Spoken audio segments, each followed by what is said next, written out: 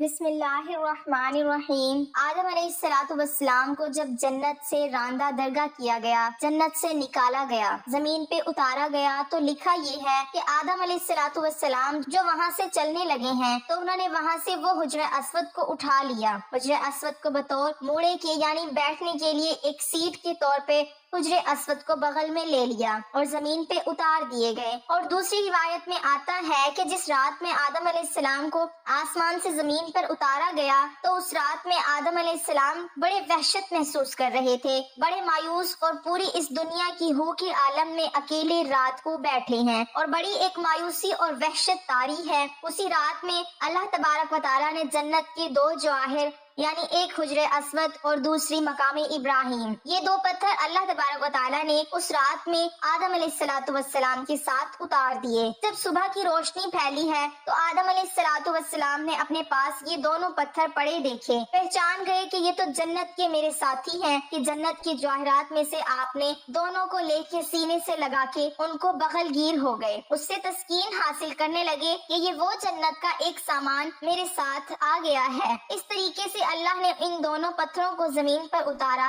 اور عجیب بات ہے، ایک حدیث میں آتا ہے کہ آدم علیہ السلام جو حجر اسود لے کر آئے تھے، اصل میں حجر اسود ایک فرشتہ تھا۔ جب آدم علیہ السلام کو جنت میں اللہ تبارک و تعالیٰ نے آباد کیا، ایک فرشتے کی نگرانی لگا دی کہ آدم علیہ السلام کی نگرانی کرے کہ وہ ان تمام کی تمام جنتی ان کے لیے مباح ہے، لیکن یہ جو ایک درخت ہے، اس درخت کے کھانے سے ان کو منع کیا گیا ہے، تو تم اس کی نگرانی کرتے رہو کہیں آدم علیہ السلام اس درخت کا پھل نہ کھائیں۔ چنانچہ یہ فرشتے وہ آدم علیہ السلام کی نگرانی کرتا رہا تو آدم علیہ السلام بھی محتاط رہے اور جنت کے اندر وقت گزرتا رہا۔ جب اللہ تبارک و تعالیٰ کو تکوینی طور پر منظور تھا کہ آدم علیہ السلام پھل کھائیں اور پھر آگے سارا پڑوسی جو ہوا، تو یہ تکوینی نظام ہے، اللہ کے ہاں یہ ہونا تھا، یہ مقدر تھا۔ تو اللہ تبارک و تعالیٰ نے آدم علیہ السلام سے اس فرشتے کو اوجھل کر دیا، یعنی آدم علیہ السلام کو فرشتہ دائیں بائیں کہیں نظر نہیں آیا۔ تو جب یہ آدم علیہ السلام کو پھل کھانے کا موقع آیا تو انہوں نے آگے بڑھ کے اس پھل کو کھا لیا۔ جیسے ہی پھل کھایا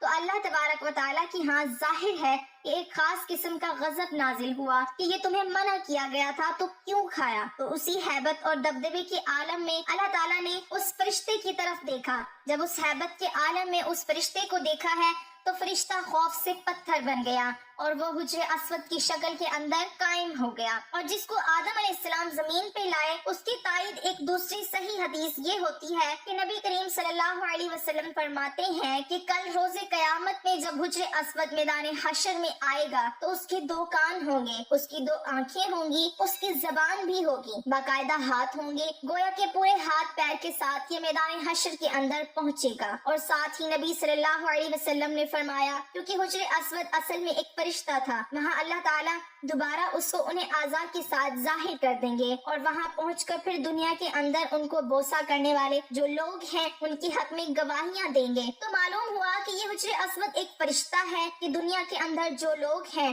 جو اس کو بوسہ دیتے ہیں اور وہ تختی پر نوٹ ہو جاتا ہے کہ اس آدمی نے مجھے بوسہ دیا، اس کے گناہ معاف کر دیے گئے، تو کل روز قیامت میں وہ اس کی گواہی دے گا۔ اور مزے کی بات ہے کہ دنیا کے اندر ایک بہت بڑے محدث گزرے ہیں، وہ یہ کہتے ہیں کہ مکہ کے اندر حرم میں حجر اسود کے قریب، کعبہ کے قریب ایک عرصہ تک رہا تو میں نے ایک مرتبہ عجیب منظر دیکھا کہ یہ حجر اسود وہاں سے نکلا اور اس کے دونوں ہاتھ تھے، پیر بھی تھے، اس کے کان اور پوری ایک انسانی شکل میں نکلتا ہے۔ وہ نکلا اور کافی دور تک ٹہلتا ہوا اور دوبارہ اسی جگہ قائم ہو گیا اور اسی طرح پتھر کی شکل اختیار کر دی۔ اس روایت سے تائید ہو گئی ہے کہ جو اس بہت بڑے محدث نے یہ نظارہ دیکھا تو معلوم ہوا ہے، حدیث میں آتا ہے کہ جب حجر اسود کو کوئی حج یا عمرہ کرنے والا بوسہ دیتا ہے تو حقیقت میں وہ اللہ سے مصافحہ کرتا ہے، اللہ سے سلام کرتا ہے، تو سلام کرنے کے نتیجے میں اللہ تعالیٰ اس کے سارے گناہوں کو معاف کر دیتے ہیں، جیسے خود دو ایمان والے جب آپس میں ایک دوسرے سے مصافحہ کرتے ہیں۔ حدیث میں آتا ہے کہ ان دونوں کے الگ ہونے سے پہلے، ان کے مسافے الگ ہونے سے پہلے اللہ گناہ معاف کر دیتے ہیں۔ تو وہاں حجر اسود کو مصافحہ گویا کہ اللہ سے مصافحہ ہے، تو اللہ سے مصافحہ اور گناہ معاف نہ ہو یہ کیسے ہو سکتا ہے؟ اس سے اللہ تعالیٰ گناہوں کو معاف کر دیتے ہیں۔ تو یہ حجر اسود وہ فرشتہ ہے جو ہر بوسہ دینے والے کی تفصیلات کو نوٹ کر لیتا ہے۔ تو اللہ سے دعا ہے کہ اللہ تعالیٰ ہمیں حجر اسود کا سلام اور اس کا بوسہ لینے کی سعادت نصیب فرمائے۔ فرمائے، لیکن اس میں شریعت کا مسئلہ لکھا ہے کہ اس کے لیے آپ کسی دوسرے کو تکلیف دے کر اس کا بوسہ نہ لیں۔ تکلیف دے کر بوسہ لیں گے تو ظاہر ہے بوسہ لینا ایک مستحب عمل ہے، لیکن تکلیف دینا حرام ہے۔ حرام کام کر کے ایک مستحب حاصل کریں گے، اللہ تبارک و تعالیٰ کے آگے اس کی کوئی قیمت نہیں۔ اگر نہیں موقع